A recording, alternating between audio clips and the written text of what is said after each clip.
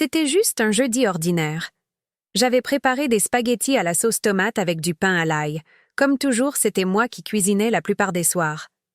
Ma mère, Claire, disait que c'était un entraînement pour la vie d'adulte, comme si je ne vivais pas réellement sous leur toit.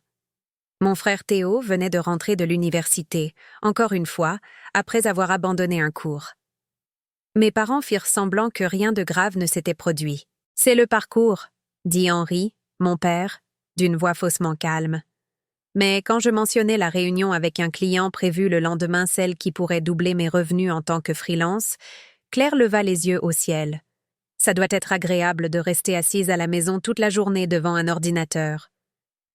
Je fis une pause. Ce n'est pas facile, mais je m'en sors. Ah oui? Et moi, est-ce que je t'aide? Rétorqua-t-elle, glaciale. Tu ne m'aides pas, tu vis simplement sous notre toit. Alors je regardai Henri, espérant qu'il la corrigerait enfin. Il ne fit rien. Il continua simplement à découper sa viande. J'aurais dû m'arrêter là. Mais quelque chose en moi se brisa. En réalité, je payais plus de la moitié du prêt immobilier depuis l'année précédente. Le silence tomba comme un rideau de plomb. Même Théo leva les yeux de son téléphone. Claire souffla avec dédain. « De quoi tu parles ?» Je glissai la main dans ma poche et en sortis un papier plié. Une copie du relevé de prélèvement automatique imprimé des mois plus tôt. Celui que j'utilisais chaque mois, sans faillir, sans jamais rien annoncer. Le prélèvement avait toujours lieu le 4, chaque mois. 1140 € sortirent de mon compte. Henri leva enfin les yeux, non pas avec fierté, mais avec irritation. « Et alors? Tu veux une médaille? Tu crois que cette maison t'appartient maintenant? » « Non, » répondis-je doucement. Je voulais juste un peu de respect. C'est là que Claire se leva, jetant sa serviette sur la table. « Tu veux du respect?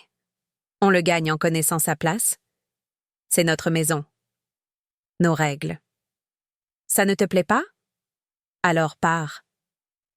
Et ne reviens plus. » Sans hésiter, sans regarder en arrière, je me tournai vers Henri. Il ne me regarda même pas. « Tu as entendu ce qu'elle a dit? » Le silence dans ma gorge était plus fort que n'importe quel cri. Je ne discutais pas. Je ne pleurais pas. J'acquiesçais simplement et me levais. Je descendis jusqu'à ma chambre. J'emballai tout dans un sac à dos. Ordinateur portable, chargeur, vêtements. Une petite enveloppe contenant de l'argent de secours, environ 320 €, mis de côté depuis des années. Je l'avais gardé par précaution, au cas où. Je ne claquai pas la porte. Je ne criai pas. Je ne laissai aucun mot. Je partis en silence, parce que lorsque quelqu'un vous dit que vous n'êtes pas le bienvenu, vous devez le croire. Je m'appelle Elara, et où que vous lisiez ceci, restez avec moi. Parce qu'ils pensaient m'interrompre. Mais ce qu'ils firent, ce fut de s'isoler complètement de la seule personne qui soutenait leur toit. 3 mois plus tard, ils se souviendraient exactement du prix à payer. Ils aiment dire que je vivais sous leur toit comme si j'étais une parasite. Mais la vérité est autre. Ce toit n'était plus vraiment le leur. Il avait été refinancé 2 fois. La seconde fois eut lieu après qu'Henri eut perdu son emploi pendant la pandémie et ne s'en remit jamais pleinement. Claire trouva un travail à mi-temps dans un bureau local, mais cela couvrait à peine les dépenses de base et les frais de scolarité de Théo. L'orgueil passa avant chaque facture impayée, et c'est là que j'intervins. Je travaillais en tant que designer web freelance depuis environ 1 an et demi. Rien de spectaculaire. Je n'en parlais jamais sur les réseaux. Je ne me vantais jamais. Je travaillais simplement. Boutique Shopify, nettoyage de code, identité visuelle pour de petites entreprises sur Instagram. J'économisais lentement, jusqu'au jour où je découvris que la maison était au bord du défaut de paiement. Alors j'agis en silence. Un soir, j'entendis mes parents se disputer à propos d'un nouveau mois de retard. Le lendemain, j'appelai l'établissement financier. Je leur donnais le numéro d'un compte ancien que j'avais trouvé imprimé près de l'imprimante. Ils me communiquèrent le montant minimal pour maintenir le contrat actif. 1040 €. Je payais. Et je répétais chaque mois. Personne ne le savait. Et je ne voulais pas qu'ils le sachent. Je le faisais parce que l'idée que ma famille perde sa maison me rendait malade. Même s'ils ne l'admettaient jamais, Je savais. Personne d'autre ne le ferait pour eux. Je pris des missions supplémentaires, je dormis moins, je refusais des vacances, je travaillais jusqu'à 3 heures du matin. Et pourtant, je restais la fille du sous-sol. Claire disait cela lors des réunions familiales, comme si c'était une plaisanterie. Personne ne demanda jamais pourquoi je payais. Personne ne se soucia que je couvre les factures d'électricité, d'eau et d'Internet pendant des mois, que j'ai acheté les livres de Théo, que j'ai maintenu le Wi-Fi fonctionnel. On me traitait de sensible quand je demandais de l'espace, de dramatique quand je disais me sentir invisible, d'ingrate quand j'exprimais le désir de partir. Et puis on m'expulsa comme si j'occupais de l'espace dans une vie que j'avais moi-même aidé à financer. Ce qui me frappa le plus ne fut pas la cruauté, mais la clarté. J'avais tout donné, et cela ne signifiait toujours rien. Alors, j'annulai le prélèvement automatique. Cette nuit-là même, je me connectais au portail bancaire, supprimais mon compte et marquais la propriété comme non-résidence. 3 clics. Ce fut tout pour renvoyer le poids du toit sur leurs épaules. Ils ne s'en aperçurent pas. Pas encore. Les gens habitués à recevoir sans jamais demander ne remarquent pas quand la main cesse de donner jusqu'à ce qu'elle disparaisse complètement. Et quand elle disparaît enfin, ils ne demandent pas pourquoi. Ils demandent « Comment oses-tu » Je ne répondis pas. J'attendis simplement. Parce que les comptes ne mentent pas, les boîtes aux lettres vides non plus. Je partis sans dispute, sans accusation, sans porte claquée. Ils ne demandèrent même pas « Tu as un endroit où aller ? Où ça va ?» Juste le silence. Et cela me dit tout ce que j'avais besoin de savoir. J'emménageais chez Léa, la seule personne qui avait vraiment vu à quel point j'étais tendue. Elle m'offrit sa chambre d'amis, sans loyer au début, même si j'insistais pour payer. Elle dit « Tu as toujours pris soin des autres. Laisse quelqu'un s'occuper de toi, pour la première fois. » J'ai presque pleuré pas à cause de la gentillesse, mais parce que cela me semblait étrange. Pour la première fois, j'avais un espace où je ne marchais pas sur des œufs, où personne ne criait d'ordre, où je n'étais pas un personnage secondaire dans le récit parfait de la famille de quelqu'un d'autre. J'installai mon bureau près de la fenêtre, allumai une bougie de 4 € que je ne pouvais pas m'offrir avant. Je travaillais tard, sans que personne ne frappe à ma porte pour demander quand le dîner serait prêt. La première semaine après mon départ, je ne reçus aucun message. La deuxième, rien. La troisième, toujours rien. J'attendis que Théo me contacte. Il ne le fit pas.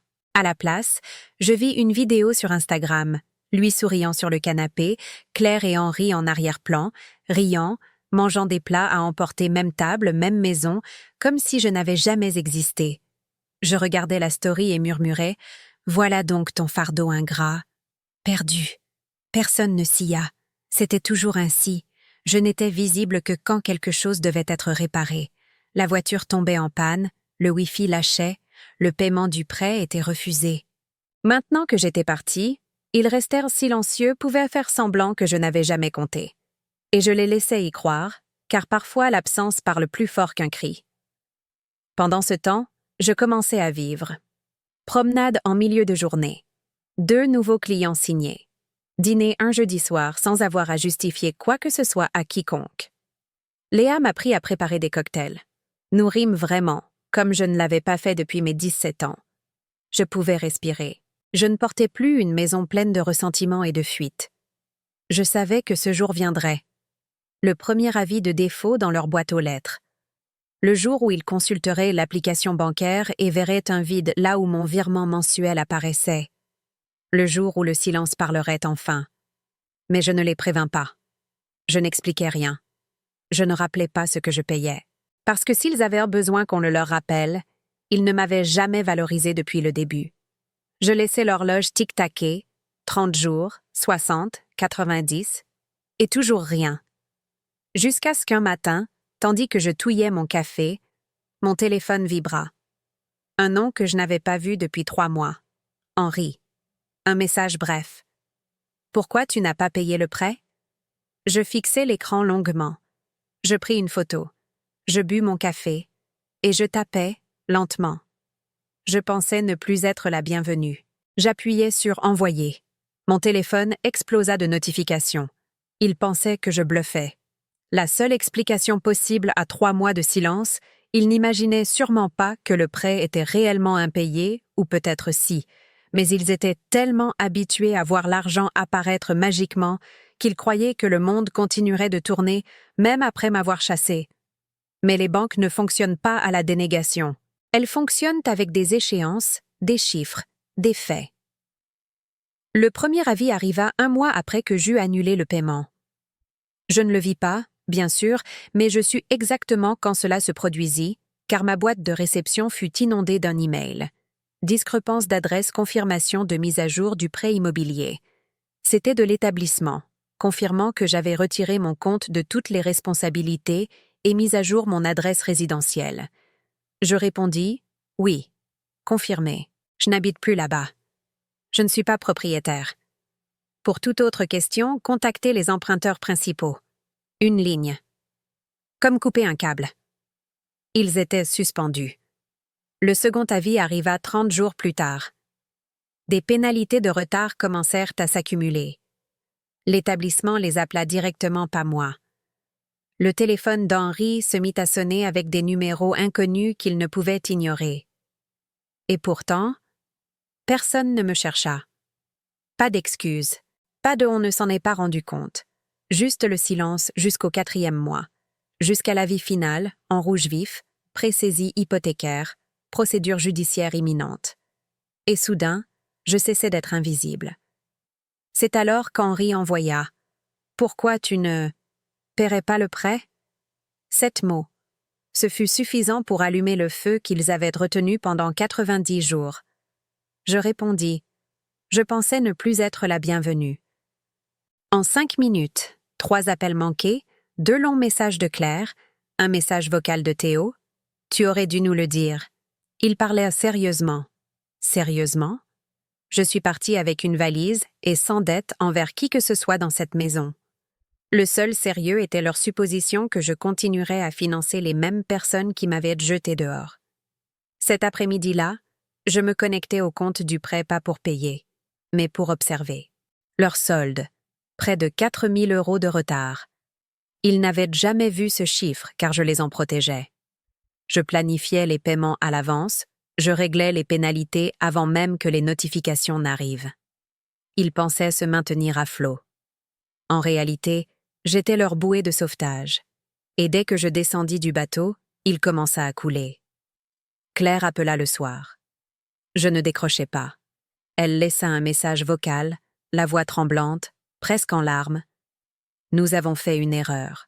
S'il te plaît, Elara, c'est ta famille. Nous ne savions pas à quel point tu faisais. Nous pensions que tu serais toujours là. Cette dernière phrase resta dans mon esprit.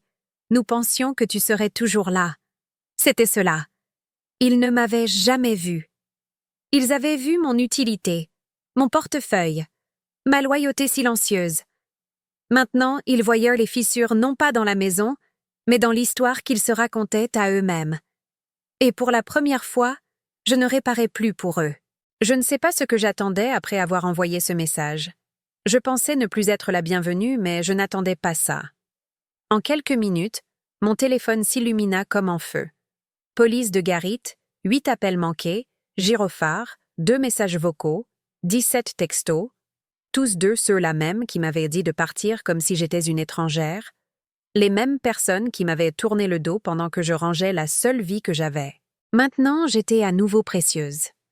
Maintenant, ils se souvenaient de moi. Drôle comme la menace de perdre une maison fait ce que l'amour, l'effort et le sacrifice silencieux n'ont jamais réussi. Faire en sorte que les gens se soucient de vous. Les messages n'étaient pas sincères. Ils étaient désespérés, égocentriques. Tessa, ce n'est pas ainsi que les familles se comportent. Tu aurais pu dire quelque chose. Nous sommes en train de couler. Tu as réagi de façon excessive. Ils ne chuchotaient pas. Ils hurlaient comme si c'était un verdict. Mais maintenant, avec une lettre de saisie hypothécaire devant eux et des scores de crédit qui s'effondraient, leurs mots étaient devenus négociables. J'écoutais le premier message vocal de Claire.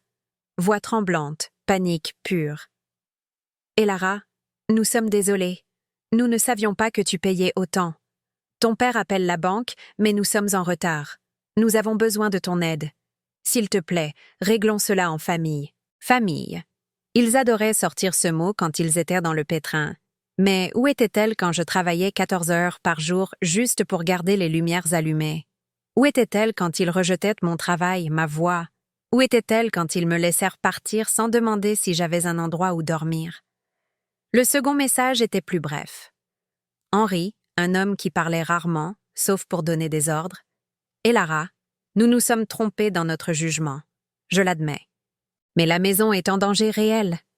Pourrais-tu revenir à la maison, ne serait-ce que temporairement? Revenir à la maison?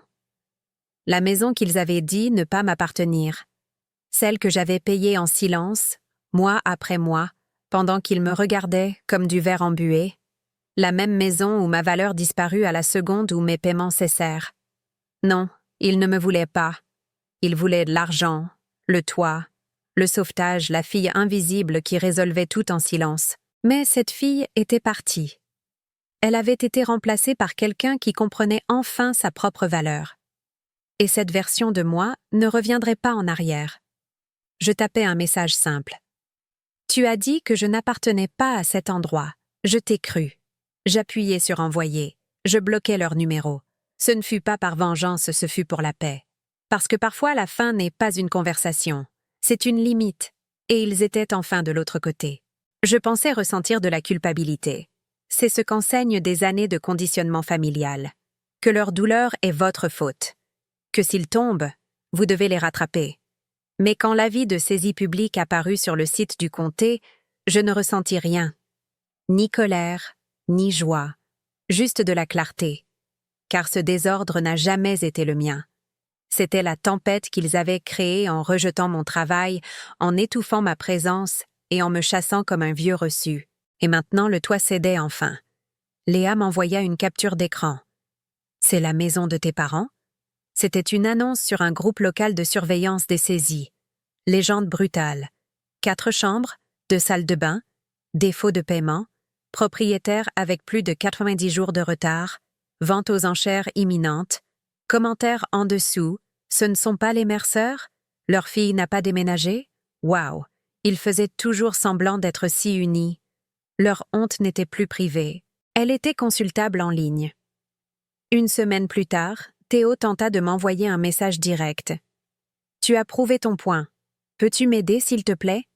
Il ne s'agit pas seulement d'eux, c'est la maison de notre famille. » Je ne répondis pas. Parce que si je ne valais rien pour eux quand j'étais silencieuse, généreuse et invisible, je ne deviendrais pas leur distributeur de billets maintenant, surtout quand tout le monde pouvait voir ce que j'avais fait. Un autre message vocal arriva. Cette fois, Claire, voix douce, brisée, « Ton père ne parle plus. Il reste assis. Nous avons 30 jours avant d'être expulsés. Je ne demande pas la charité. Juste une seconde chance. C'était tout ce que j'avais toujours voulu d'eux.